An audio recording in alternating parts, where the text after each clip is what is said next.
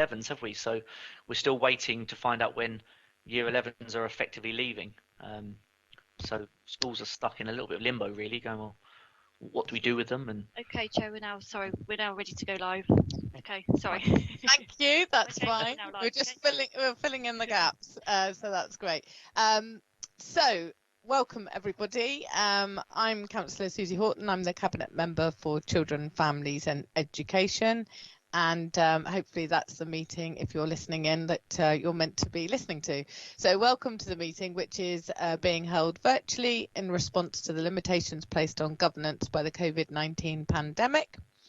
The City Solicitor has advised that this meeting will be run by reference to the model standing orders as set out in the Local Authorities Coronavirus Flexibility in Local Authority Meetings Regulations 2020. Members of the public are invited to view this meeting, and there has been the opportunity for written representations to be submitted. Those present are requested to keep their microphones on mute and to only turn them on when they are called to speak. And if anyone would like to speak, please write RTS in the chat function that we do very well in this meeting. And if there are any technical difficulties, we will endeavour to resolve these, and where necessary there'll be a brief adjournment. So I'm now going on to ask people to introduce themselves. So I'm going to start with councillors. Councillor Norton. yep, thank you, Chair. Councillor Terry Norton. Thank you. Welcome. Councillor Smith.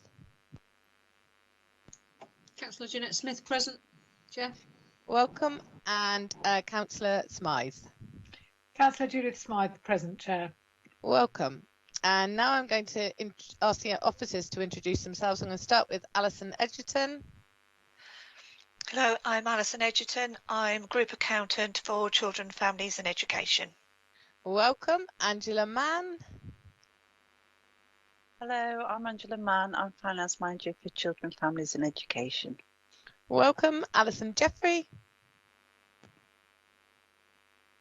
Hello, I'm Alison Jeffrey, Director, Children, Families and Education for the City Council. Welcome. Chris Williams. Hello, I'm Chris Williams, School Place Planning and Capital Strategy Manager for Education. Welcome. Mike Stoneman. Yeah, hello, Mike Stoneman. I'm Deputy Director for Education. Welcome. Sarah. Hi, it's Sarah Daly, Deputy Director of Children and Families. Thank you, Sarah. Welcome. Lisa. Hello, Lisa Gallagher, Democratic Services. And Jonathan. Jonathan Waite, Democratic Services. Welcome all. Okay, so I'll go to agenda item 1, which is apologies for absence. I haven't received any. Have you any, Lisa? No, I think everyone's present today. Yeah, it looks like everyone's present, so that's great. So we go to declarations of interest. I think there'll be some activity here. I'll go to Councillor Smith first. Yeah, thank you, Chair. My normal one, I'm a paid official of Unison and represent support staff in Hampshire. So if anything comes up about Unison, then I would have to withdraw from the meeting, but there's nothing on the agenda at the moment. Thank you. Councillor Norton. Yep, thank you. My usual one also. I'm externally employed by Mayfield School. Thank you. And for myself, I am a Vice Chair of Governors at Craneswater Junior School in the city. Okay, so with no further ado, we will go on to item 3, which is the first report, and it's the Portfolio Budget Monitoring Report. And Angela, are you presenting this? I am, yes, thank you. Over to you then. Thank you. This report's for noting and sets out the financial position for the portfolio as at the end of December 2020. At the end of the Q3, the portfolio was projecting an overspend of £60,000 over the current revenue budget, but this includes a net pressure of 1.1 million due to the COVID-19 pandemic. And if it hadn't have been for that, then actually there would have been an underspend being reported at December. The capital programme is forecast to stay within budget. So just to go into a little bit more detail about the revenue projections. The table at paragraph 5.1 sets out the summary position for the portfolio. and it shows where we've got variations in relation to COVID-19 as well as the overall variances against budget for the different services. The areas of biggest note are home to school transport and looked after children, which I'll take in turn. Home to school transport was projecting a net underspend of 553,000 due to the additional costs associated with social distancing from September to February half term being covered by additional grant funding, and underspends due to less transport in the summer term. However, there's still a lot of uncertainty with the forecast due to the latest lockdown and whether there's any further grants that will be awarded to cover the period from February half term and the Easter holidays, as well as implications for social distancing. In terms of the looked after children pressure, this includes the impact on the strategic savings as a result of the pandemic, which is £400,000, and also increased costs from additional support that was given in the first lockdown. And it also includes a projection for the impact on numbers of looked after children to the end of the financial year. And finally, as already mentioned, the capital programme is forecast to stay within budget, the details of which are in the table at 6.5, and Appendix 1 is also going to be covered in more detail in item 5.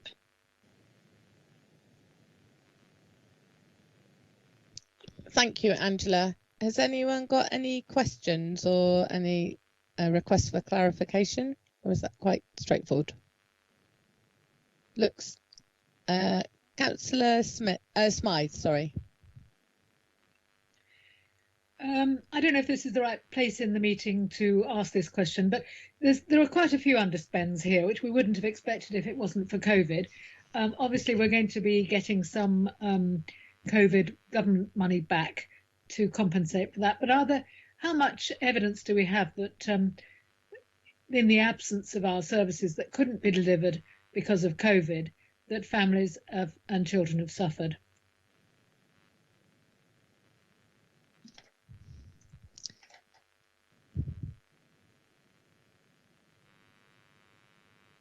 I'm trying to clarify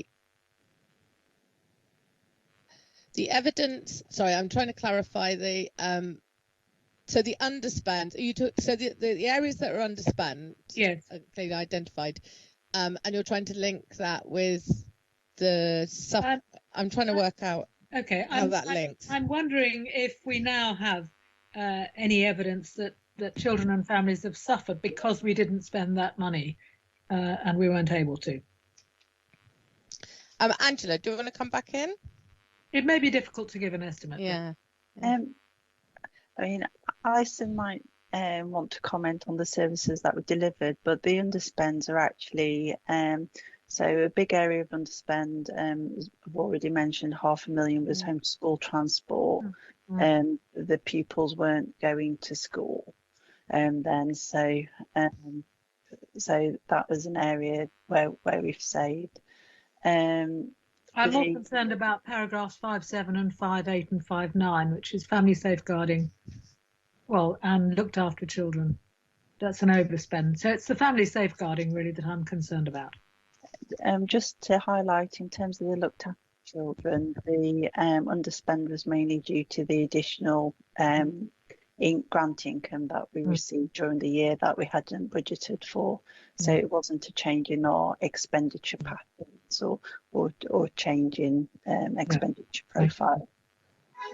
I don't know whether Alison would want to add. Alison, do you want to come in on? It's really the reduced packages for children with disabilities.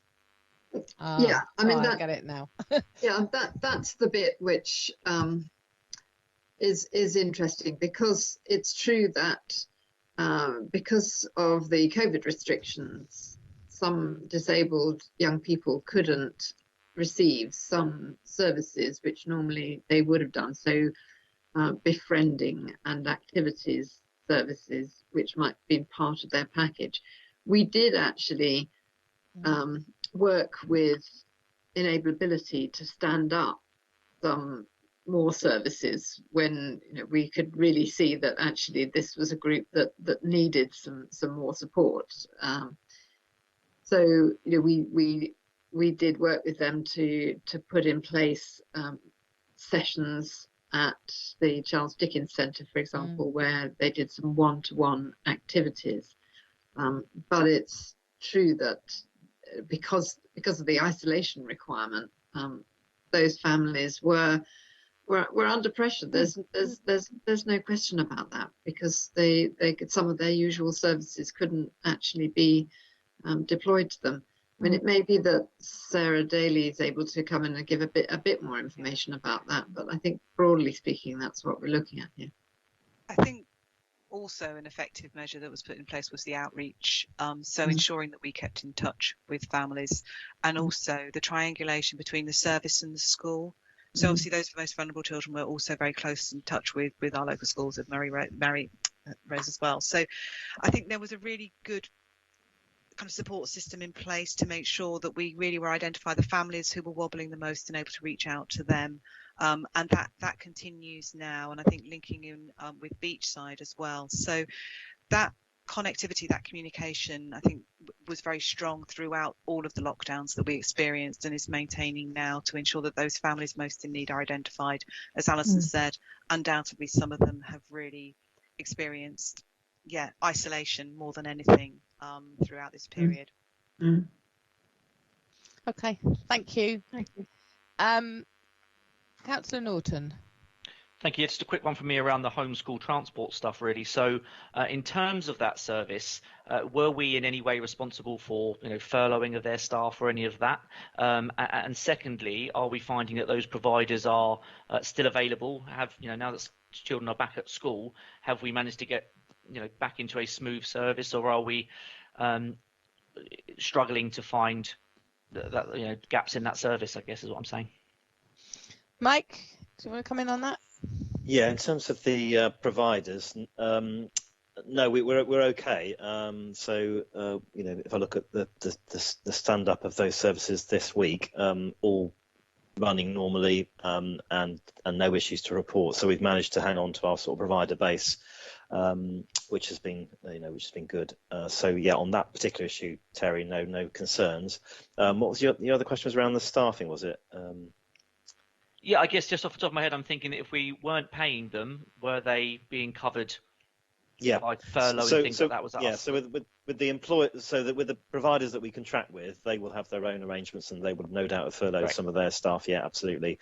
We also employ the passenger assistants, and to be honest, I'm not quite sure what the arrangement was with those passenger assistants in terms of transport, which is with Michelle Love. I don't think we furloughed anyone, but I'd have to check on that one, to be honest, Terry. Great. Okay. Jeanette. Just to confirm, no one was furloughed, and the passenger assistants were deployed elsewhere. That's what to help with food banks and all sorts of things. Yeah. So that's why they weren't furloughed.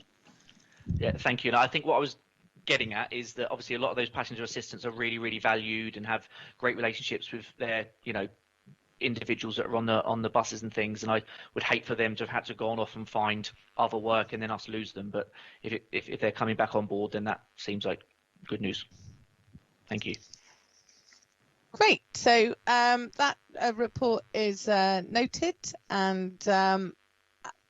and the capital budget positions as the end of December 2020, together with the variance and pressure explanations. So we come on to item 4 now, which is the DSG budget 2021 Q3 monitoring.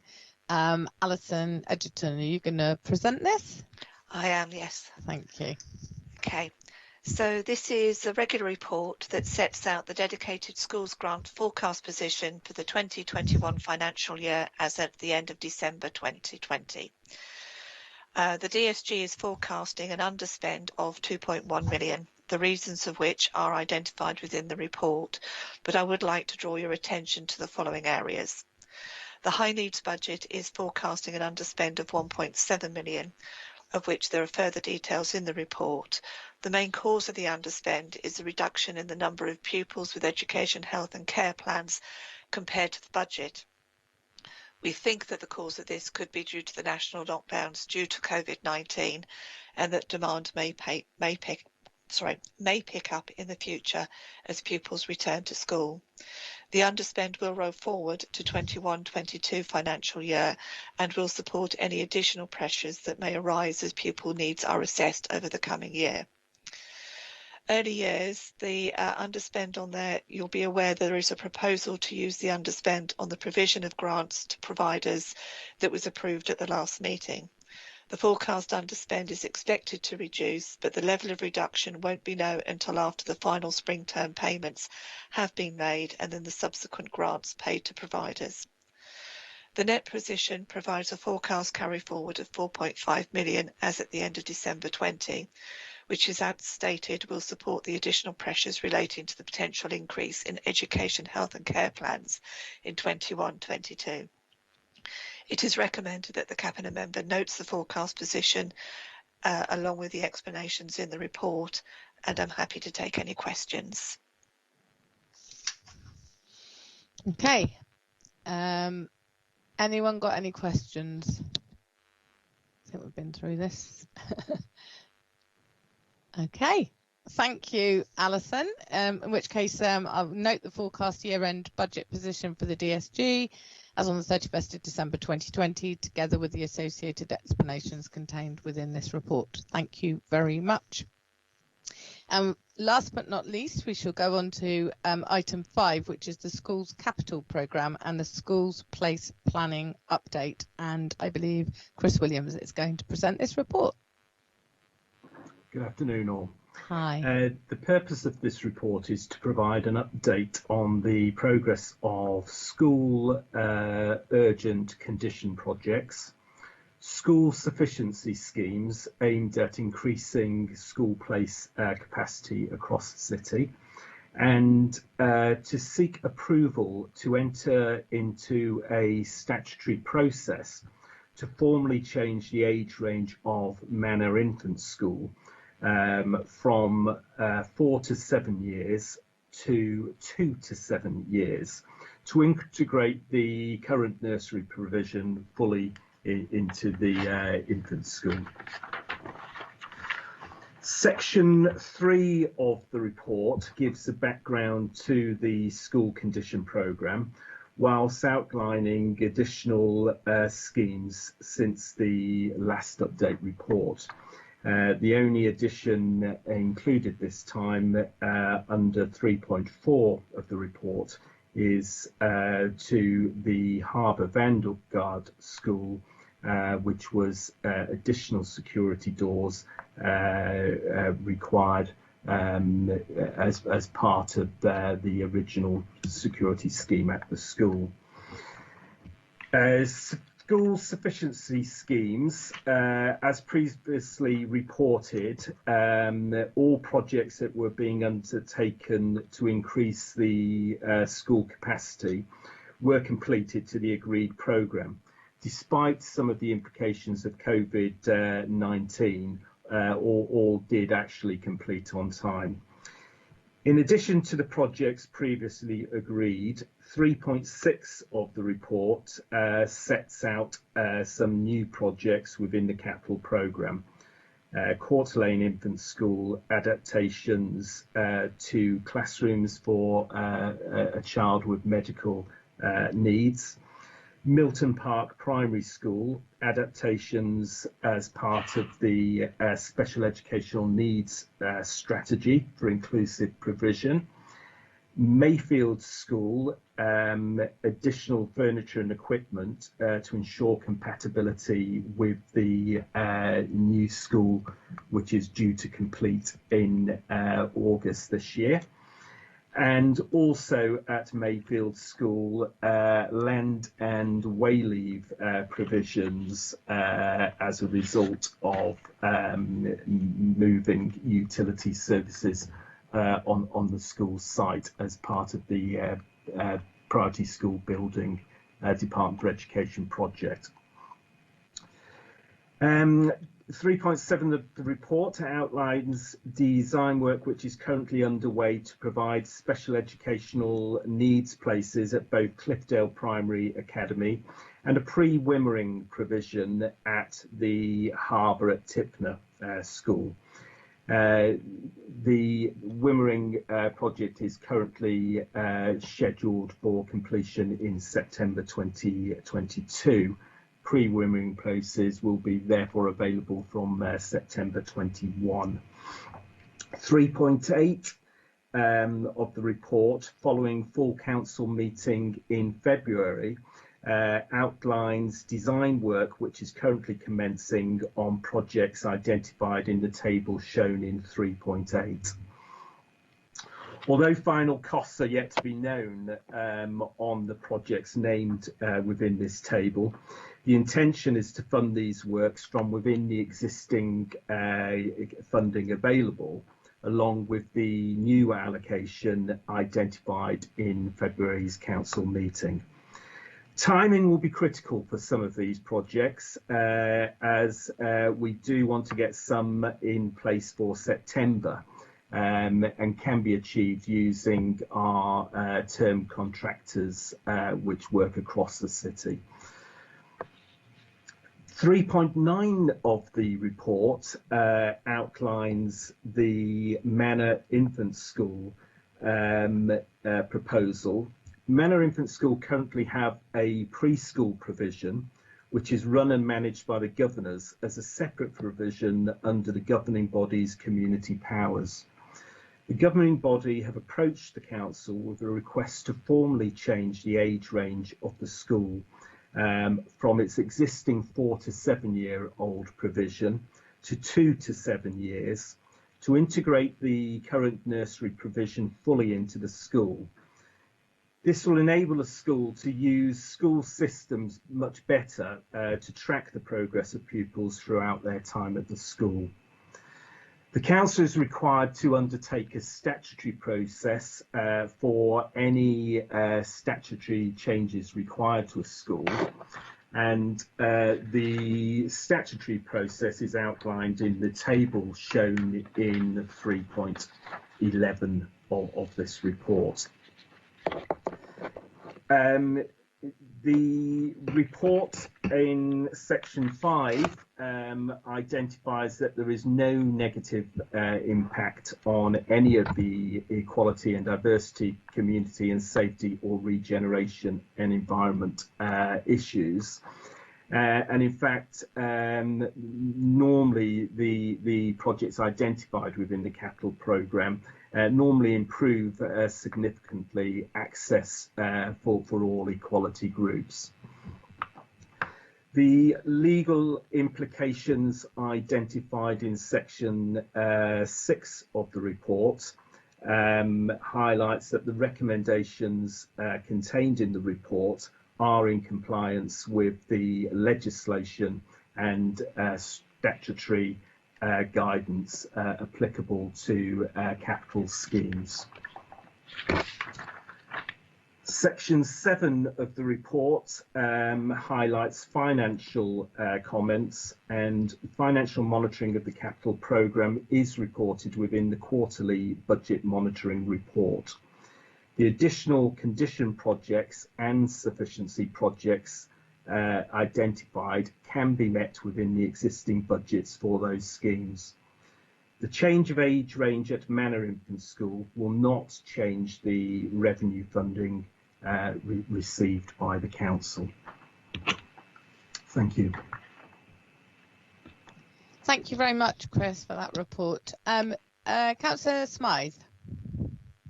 I've just got a couple of questions, Chair. The first one is in regard to paragraph 3.6, Court Lane Infant School, adaptations to the classroom for medical purposes, £15,000. As the child moves up through the class, will this have to be done every single year? Chris, you're on mute. I don't think that is the case, though, is it? Yeah. Sorry, the famous mute button. Sorry about that. No, the provisions for the child at Court Lane Infant School, at the moment the child is in year 1, So the provision is being made to the year one area. The £15,000 actually covers the life of the adaptations required as the child progresses through the school. So there is the phase 2 for this scheme, which will come into a year 2 area, which is at the other side of the school. The young man's parents have been fully involved with the adaptations required and see it as a great benefit, actually. So I think it will be a very, very worthwhile scheme. So will £15,000 be needed every year till the child leaves the school, or no? No, that covers his life in Court Lane Infant School. Good, now. Good. Now my second question is about the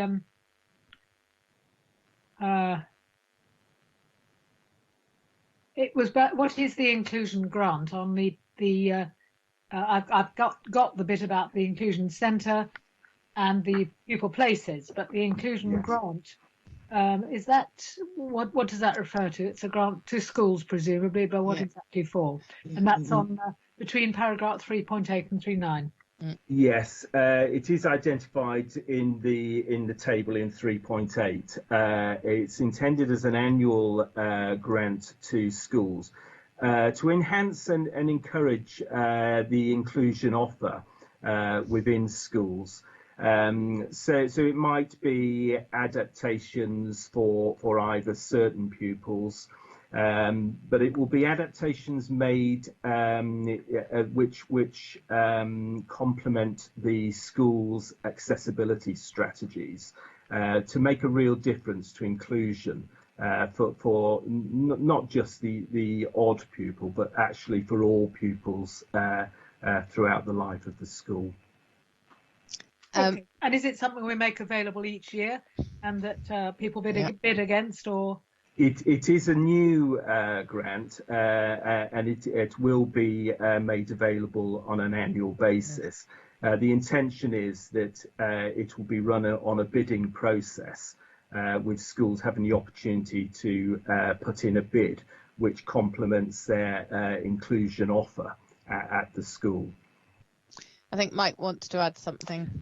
Yeah, actually, Chris has just gone through it actually in terms of the bidding process. But just to say, it's going to go into the weekly message from Alison Jeffrey tomorrow. So all schools will get to hear about this tomorrow, subject obviously to approval today. Yeah. And is there a limit to the total amount of one grant there? Yeah, £10,000. Yeah. Thank you. So that is part of the whole the wider inclusion strategy. Anyone else got any questions? Yeah, one for me, if that's okay. Yeah. Susie, it's just about the Manor Infant School, the nursery coming on board there. I'm a little lost as to why those systems can't be in place anyway, and I worry that I hope that this won't disadvantage anyone who's looking to join an infant if they've not been part of the nursery, etc. I guess there's not an impact because it already exists. There's no impact on other local nurseries. It's not like any of those will be putting out of business or anything like that. Yeah, I guess I don't really understand why those systems can't be in place anyway if it's connected to the school. Does that make sense? If I can just jump in quickly, because I think any amalgamation, it's the same arguments are rehearsed. I think partly it's around economies of scale. I also think it is around that kind of identity of being a through school, and so being part of that same thing.